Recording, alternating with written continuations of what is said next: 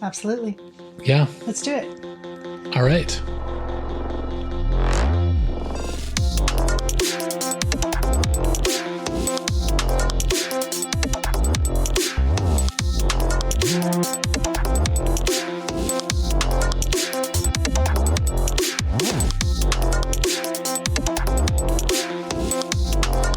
This is the Endless Song Podcast with Will and Emily.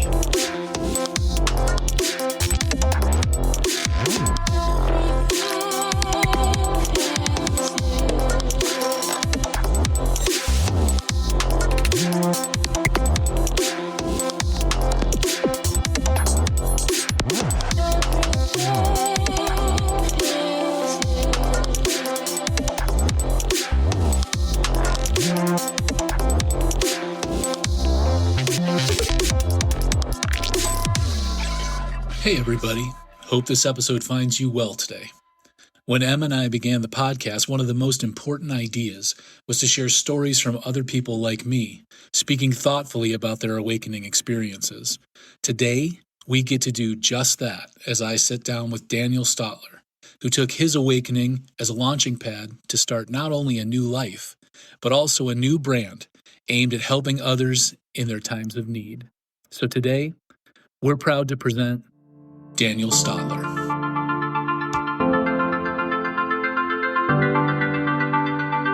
So we are now officially recording. This is for the episode with Daniel Stotler. Did I get that right? That is correct. That is correct. Right on. Excellent. And Daniel has started a new, what would you call it? I would call it a brand, business, entrepreneurship venture. An opportunity. An opportunity. An opportunity. Yeah. And it's called Higher Depths. And we met Daniel at the Quantum Annex Light Mystic Fair, or the Quantum Light Annex Mystic Fair. I always want to flip those two around. And we sat and we had a really good talk, and knew from that talk that we needed to get Daniel on the podcast so that he could talk about all the things going on in his life. So Daniel, tell us a little bit about yourself. Yeah, so to start it off, I would just say I'm 23, from San Diego, California, originally, next to this nice little beach town called Encinitas. And I've been on a walk towards, you could call it love, towards God, towards higher understanding. Since I was younger, I've always been searching for the truth, and that has led me to where I'm at now. And the story in between now and where it all started is what I want to share today, I guess. So that sounds fantastic. The way to start it off, I guess. Yeah. The way to put it, yeah. We'd love to hear it. So you started off down near Encinitas in California.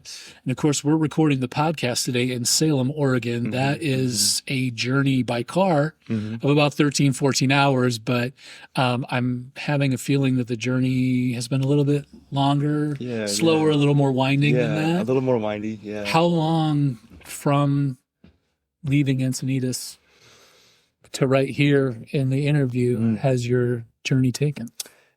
Thousands of miles, I would say, because I would say that once I decided to eventually go to college, I was going to become a contractor. I wanted to work with my hands. I love to build. Ended up finding out that wasn't for me necessarily. And that was when I took the leap from California to Oregon, was moving to college.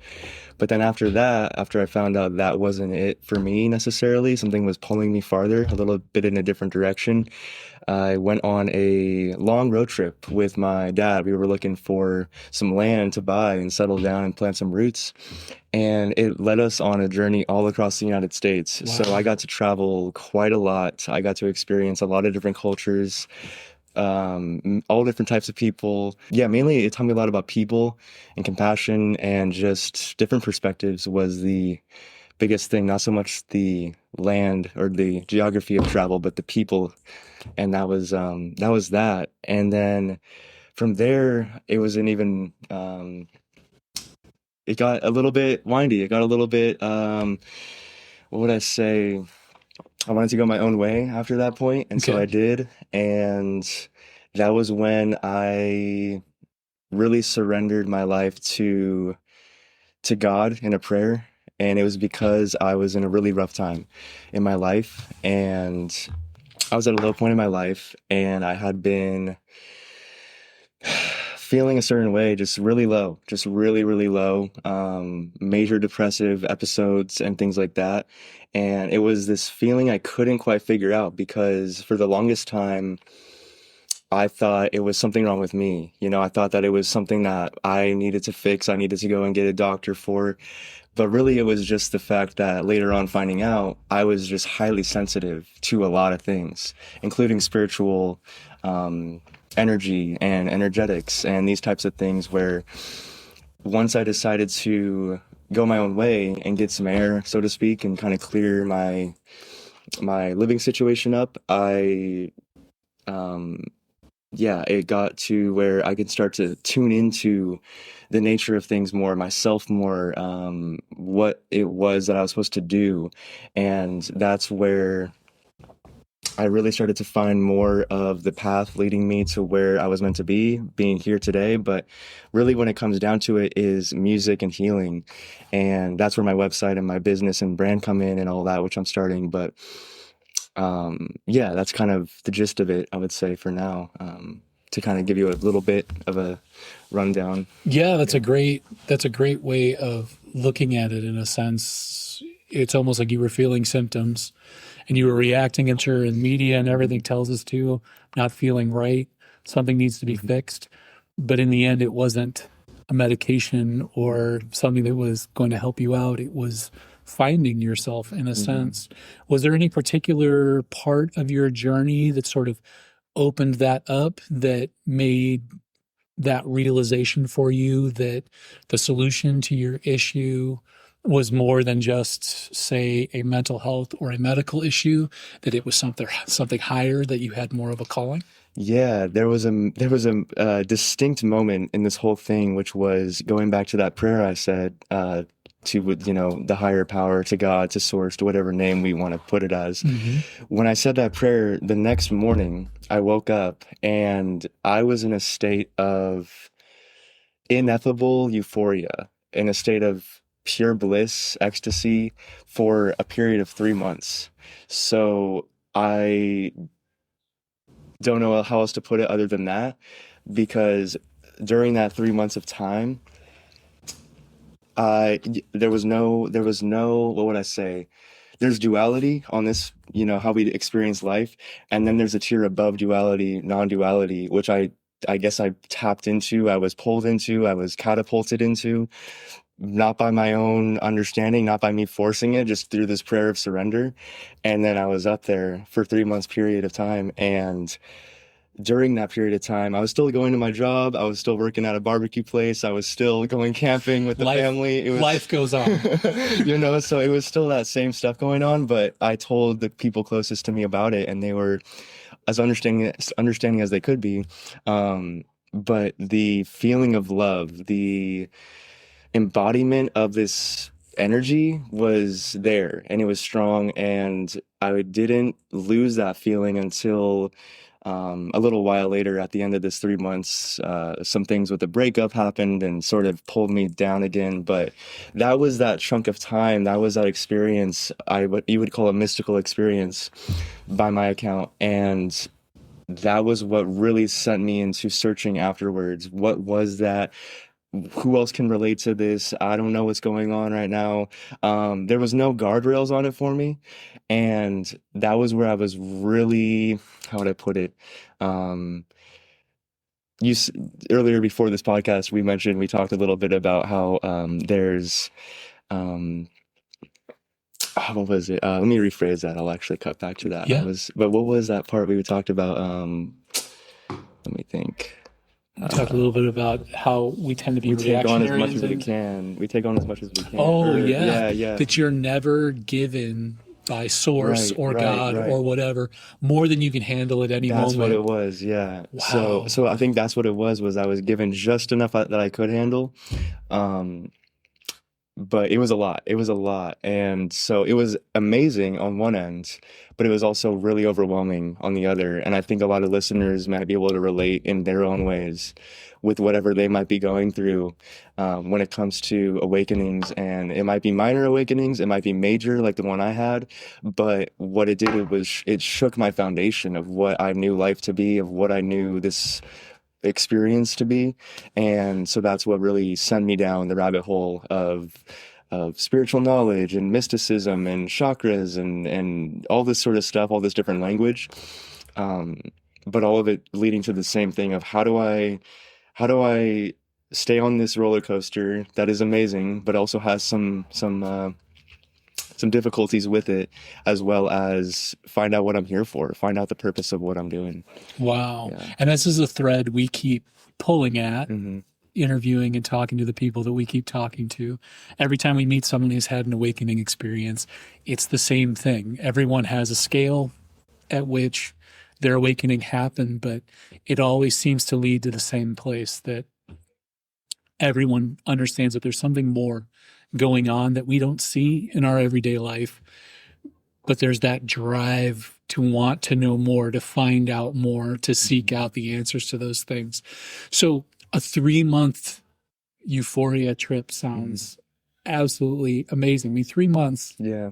3 months can seem like it goes on in a blink of an eye, but it's a long time to experience that kind of natural, supernatural high. Mm-hmm. How would you describe the difference between, say, what you felt like, on an average day before the prayer awoke in you this euphoric feeling, and that 3-month period? How were you different as a person before and after that prayer? Before that prayer, I was, like I mentioned, in a low place. I was smoking weed, drinking alcohol, trying to cope, trying to make sense of my emotional landscape. And after that, it was what some people would call their higher self, or there's this almost, if like I would use the analogy of a video game where, let's say, our earthly bodies, our sense of self, our ego right here, right now is the character on the screen, then our higher self might be the one controlling with the controller. And it was almost like it was like the higher self jumped into the screen. There was no more controller from behind it. And so that's kind of what it felt like. It felt like I was tapped into what I wasn't tapped into before.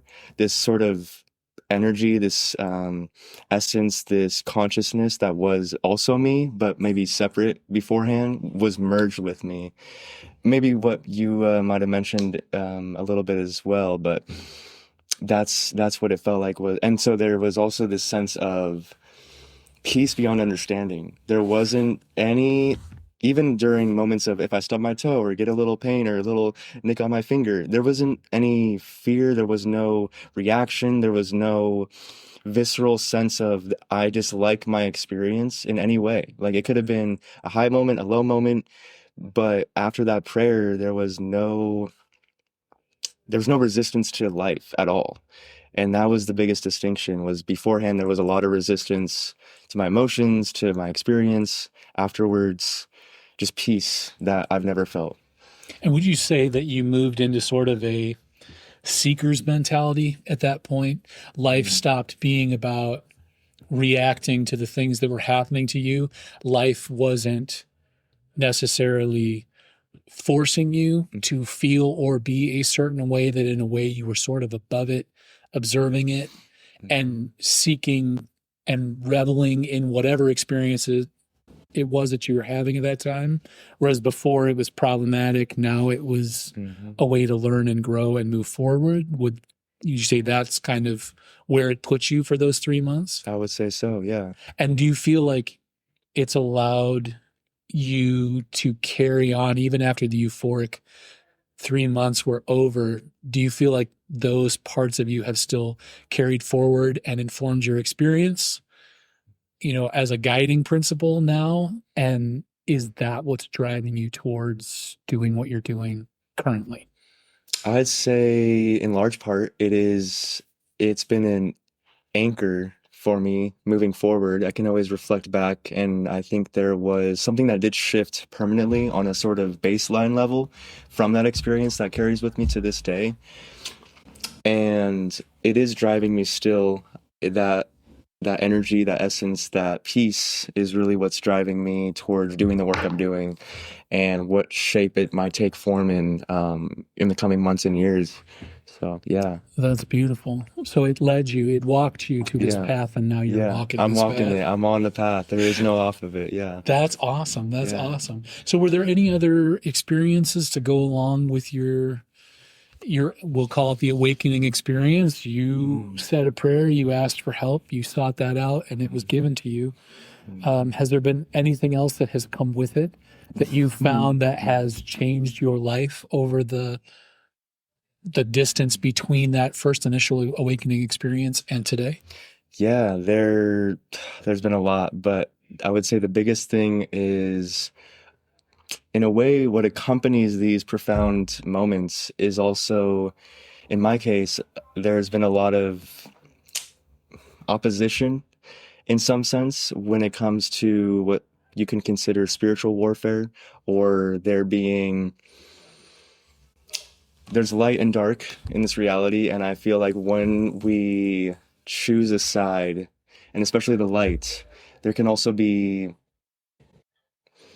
a form of interference in some sense, because there is such a profound shift on this planet right now. And because there are so many opposing and different energies moving around, when there's bright lights, when there's strong energies of light walking this path, I think it can draw in some different energies as well.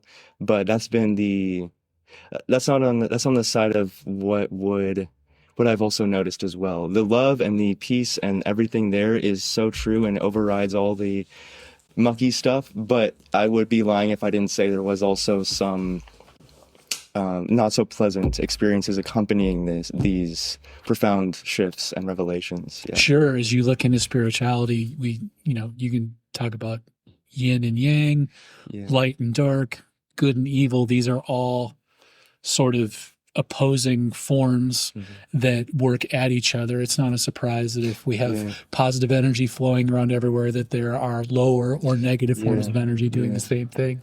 Do you find it's easier to navigate those moments and deal with those interferences of, say, lower frequency energy or darkness or negativity now after your awakening experience? Or do you feel like it's still as much of a trial to keep yourself balanced? I would say I'm a lot farther along than I was before. Okay. So that's the good side of it. Is that's good. There's you kind of learn the ropes a little more as you go on. And there's always guidance, and there's always things you can learn and meditate on. And so I think I've come a long way for sure. So yeah. We're a big believer in the idea of setting one's intentions on a daily basis, on a momentary basis, depending on how big the moment is. Obviously, washing dishes, maybe not necessary to take time out and set your intentions. You're just washing dishes. But we're also a big proponent of the idea of doing the work. That doing the work is necessary on a daily basis and sometimes a momentary basis as well. Have you found that to be something you've been easing into over the course of this post-awakening period too? And how do you find time, and how do you go about setting those positive intentions and walking that path of positivity even on your lowest energy, darkest days? Yeah, I would say doing the work is a big thing, and it's real. I have learned to accept more of taking on that work, and before it was something that I thought was optional, but learned it was kind of a necessity, especially the bigger assignments, or the bigger the walk is, or the more the heavier it can be to be an anchor for light, or to embody a degree of love, right? It's a bit more work to do, but I would say for that specifically, I agree with intention setting. I do that as well in the mornings. I set a positive intention out loud. And also, I do some Tai Chi, which is a way of visualizing energy or a golden and white light. I tend to bring up and encapsulate my body with just visually, and that seems to really help as well. And also, kind of affirming that love and light are allowed to enter my field, and all negative energy will bounce off or deflect. And that's a good way of setting that and moving forward with my day. And yeah, meditation is one of those things, I'll tell you, because I've had moments where I'm into it and I'm consistent and I'm really there. And then other times where it seems so far, it seems such a, it's really a psychological thing in some ways to find yourself getting back to it. But that's a big one as well. And what else? Journaling, and just communing with my higher power, just communing with God, communing with my angels, with ancestors. Yeah, I would say guardians, just beings that are on the other side in the spiritual realms that I have a connection with. I definitely commune with them. The trees, nature, just all sorts of different things to kind of keep me doing the work and in a positive state. Yeah. We've talked with other people we've interviewed on the podcast about the concept of grounding. And it's something you hear a lot of metaphysical and spiritualists talk about all the time, that it's so important to ground yourself. What's your favorite way to ground yourself when you're out of it, you haven't found time to meditate, or things are just not going the way you wanted them to? What brings you back to that feeling of peace, to those positive intentions, to that higher level energy when you're feeling down? I'd say bare feet on the ground is a good one. I'd also say a double breath hold. This is something I've really found helped me a lot, which is breathing in as much as I can through my nose. So, and then as much as I can, just another inhale, and then hold that for a little bit and then let it out. And that definitely helps reset and ground me more than just deep breathing, but that specifically, a double breath hold, has really helped as well. So, do you think that with the double breath hold, that it's more so about the technicality of the double breath hold itself, or does it feel like it's just the focus on the moment that brings you back during the breathing exercise? I'd say a bit of both. Okay. I'd say but I think the technicality of it with what it can do, I think on some physiological level, it definitely does. It definitely resets something on a beyond conscious level. So, yeah. That's fascinating. Yeah. So you've started a new brand, Higher Depths, which we will have links to and information on the website and in our communications about the episode.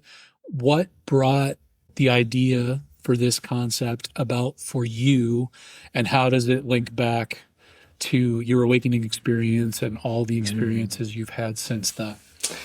That's a great question. I'd say Higher Depths. I thought of the name a long time ago, and it was for a website eventually, and I didn't know what it was going to be. I didn't know what I would do with it, but I wanted to get the domain for something. And I thought of the fact that my journey has been such a roller coaster, and there's been so many highs and so many lows. And I thought, what better name than Higher Depths? Because the other part of it too is that it is going to be focused on the spiritual aspect or a spiritual path ultimately in some way. And I knew that. And I thought no better way to encapsulate that idea than to reference there being higher depths to this experience, there being higher levels to the awakening journey, there being higher levels or higher depths to consciousness. You can pierce into more depth and breadth of experience in your daily life, and that kind of alluding to that through the name. But tying it into my awakening, that being a way to keep me on track too, with my journey onward, not just during that, but moving forward, always looking to the higher path, always looking to the higher light, always looking to the higher love, higher understanding. And there being so much there, there being so much to intake, so much to digest and to learn and to experience, that there's never an end to it. That's kind of the thing too, is love really being the answer, right? That's the typical cliche. Sure. But really, though, you could also see love as infinite, and you can really see the fabric of this reality as love.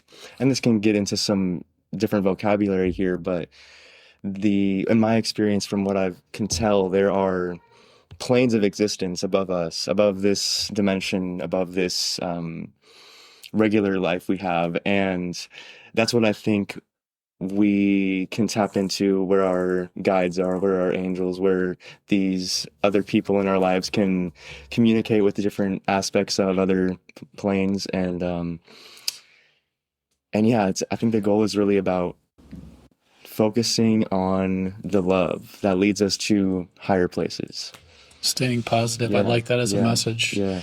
Yeah, and you're right. It seems like sometimes people get the idea that enlightenment or awakening or reaching these newer, higher levels somehow is an achievement or a finish line to cross. But like I've said before about my awakening experience, the moment it happened, I was left with way more questions than I was left with answers. And the work that was put in front of me was to seek out that knowledge and figure out what was going on and what I needed to do. And so that idea that you're reaching higher, but that there are depths there too, really feels like it encapsulates the idea of how you're just opening that door, but the room you're walking into is huge. And there's so much to go over and so much to experience and so much to learn. I like that. I love that. So what, as of right now, is Higher Depths? What are you doing with Higher Depths as far as starting that brand, moving it forward, teaching others about love and positivity? Right now, it is starting up as a consulting business, and one for counseling others and guiding them with emotional issues, inner dialogues, shadow work, if you're familiar, as well, bringing up the unconscious parts of ourselves that maybe we can't see, but another person can help us unravel, uncover, and integrate into our conscious awareness, so that we're able to steer our life more than these parts maybe steer us in some ways we don't want. So that's partly what I want to do with it and what I'm doing with it right now. The other aspect of it, which is soon to be coming more online and more publicly, is the healing side of it. So I want to be eventually building a healing center, an alternative healing center that brings together all the different aspects of what makes up healing in our life. So physical, mental, emotional, spiritual, financial, community, herbal, moving from the surface to the root of all these problems we face, not just medically, but in our community, in our structuring of how we go about life and all this stuff. So I want to make that the core of it, essentially. And so my consulting being just the starting up, just the little branch to let this thing grow more. And then at some point as well, I want to incorporate the music, because I am a musician, always have been since I was young, playing guitar, singing, ukulele. And I do think healing can be found in music in large part as well. And that I want to throw in there some way or another at some point, or bring musicians together, or incorporate that as one of the methods for healing on a larger scale. But that's the goal. That's kind of the different pieces of the puzzle I'm being called and compelled to work through and find for myself and others to experience. Well, it sounds like an excellent experience to get involved with. I mean, it certainly seems like we're existing in a time now, we've used the word already, that's very reactionary. people find themselves reacting to things on a daily basis and in the moment instead of planning or setting themselves in motion to achieve the most positive outcome. And of course, mental health and physical health, medical health is no different. So I like that idea of having a place where people can go to have new experiences and learn about themselves and set themselves on a path that keeps them away from the darker negative energies that may turn from simply mental or spiritual into physical ailments and realities that could affect them in everyday life. That's amazing. Is there anything else you would share with anyone going through an awakening experience? What would be your advice for someone that's maybe on the precipice of having said that prayer, or maybe just beginning to cross their bridge and are experiencing something for the first time that is mind-blowing and mind-expanding at the same time? What advice would you give them for their next steps as far as how to go further with their journey? I would say, first and foremost, that we all have a purpose. You have a purpose, listener. And if you don't know it yet, stick the course, hold on, because sooner than later, you will find something in your life. Something will be shown to you. You'll experience something. A friend will reach out. It can happen in any number of ways, but we're here for a purpose. And that purpose is to spread and share love, ultimately. And the way in which we are most inclined to do that is where your joy is where the course will be clearest for you. So that would be the essence of what I would say, the message I would spread. And someone on the precipice of that awakening or already experiencing it, I'd say it's just beginning. This is just beginning. The shifts that are taking place on our planet right now are just the foreshadowing to a life experience that is going to be let me rephrase that. A life experience that is going to take us for a ride and leave us in awe at just how amazing this can really get. Yeah, that's a great piece of advice to give people, because something major like this that jumps into someone's life and changes it is often not emotionally, but similar in the sense of getting in a car wreck. There's multiple new things that you have to deal with, but it can be a lot for people. And it sounds like your awakening was a lot for you as well. I know mine was. And so it's always good to be able to reach out to other people and tell them you're gonna be okay. This is meant to be. And do you find that through your experience and your experience working with others, that the way of walking the path, the way of dealing with the awakening experience is one of letting it happen, going with the flow and listening to what's being sent to you? Do you find that that's the easiest route to take? And what have you found any time that you haven't followed what you've been shown or the path that's been put ahead of you? That would be the easiest way to go. Okay. The flow, taking that path. I'd say, to add to that word, surrendering to the path, going with the flow, or I would say somewhat synonymous or similar, because I've had my own plans, I've had my own agendas, I've had my own goals to set that I wanted to see through. And when you sign up for the awakening path, or rather, not sign up necessarily for some people because they might just experience it, but if you're really in it, let's say, just going with the flow and doing what you can each day is definitely the best course. And that can look like letting go of the resistance that might come with it, because we have our own resistance to experiencing more sometimes, and maybe it comes at us when we don't even want it to, and that could be part of the overwhelm. And so finding things that can help you ground, stabilize, anchor, reaching out to people. If you don't have people to reach out to, coming to communities and groups that are understanding of your journey, that's what's going to help you stay on that track, on that flow. Oh, I like that. Yeah. I like that a lot. All right. So, Daniel, if people want to get in contact with you, maybe get your help in their awakening journey, or they want to talk to you or get some assistance with what they're going through, how can they find you and how can they get in touch with you? You can find me at Higher Depths on almost all platforms. That'll be higherdepths.com for my website, and higher.depths for all social media. All right. We'll have those links for you guys and Daniel's contributor page on the website. And we'll also have those with the episode so you can find him and contact him if you need to. Daniel, it's been an absolute pleasure talking to you today. I hope we get a chance in the future to catch up with you and see where you are in the future. And thank you very much. It's been a pleasure, Will. Thank you.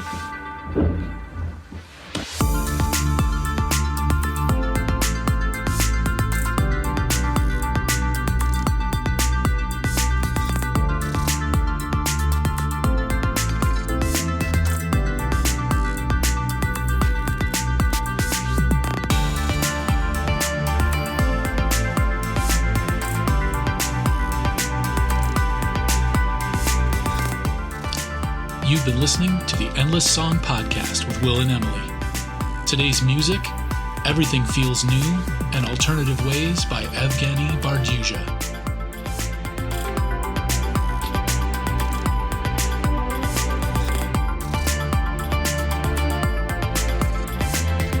Stay safe out there, everyone.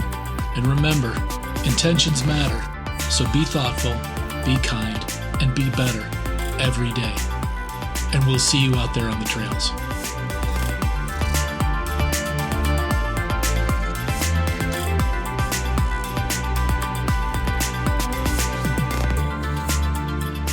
I would say the biggest takeaway from traveling that I can give is that people, us humans, we will call anything normal. That's the biggest one. You can go to one state and it be one way and across another line and it's a totally different way.